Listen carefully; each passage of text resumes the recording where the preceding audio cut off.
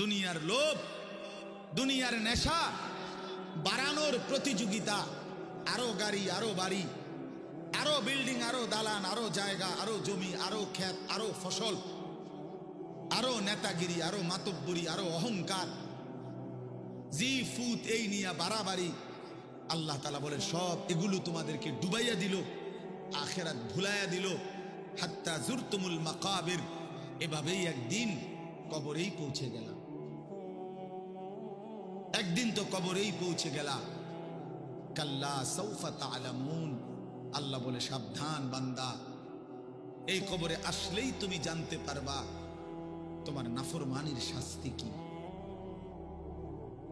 সুম্মা কাল্লা সাউফা তা'লামুন, আবারও জানতে পারবা হাসরের ময়দানে জাহান্নামের শাস্তি দিয়া তোমার নাফরমানির পরিণতি কি।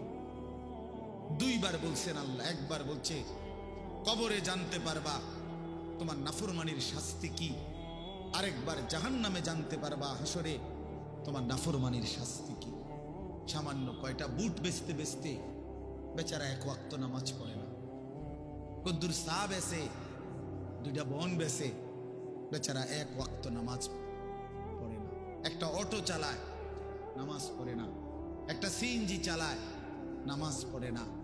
12,000 14,000 টাকার একটা বেতন, এই কদ্দুর চাকরি করে, এটুকুর জন্য একটা নামাজ, একটা সেজদা দেয় না আল্লাহকে।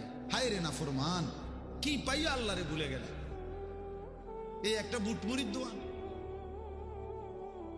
একটা বন বিড়ির দোকান, একটা অটো, একটা সিএনজি, 12,000 14,000 20,000 টাকার একটা সামান্য চাকরি, এই সামান্য এটুকুর জন্য আল্লাহকে ছেড়ে দিলেন, আখিরাতকে ভুলে গেলেন। আস্তাগফিরুল্লাহ, আস্তাগফিরুল্লাহ। প্রিয় ভাই আমার, ছেলেরা আমার, তোমাদেরকে বলি ভাইয়া, 12,000 টাকার একটা বড় মোবাইল অথবা 18,000 টাকা 20,000 টাকার একটা মোবাইল পাইয়া আল্লাহকে এভাবে ভুলে গেলা। নিজের চরিত্র, নিজের ইজ্জত, নিজের আত্মমর্যাদা, নিজের বংশের মর্যাদা, বাবা মায়ের সম্মান, ইসলামের সম্মান, আল্লাহর কথা, রসুলের কথা, কবর, মরণ, আখিরাত সব ভুলে গেলা ভাইয়া।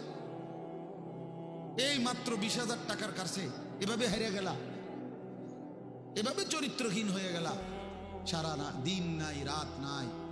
আমাদের ছেলেগুলোর দিকে তাকাইলে মায়া হয়। সারাটা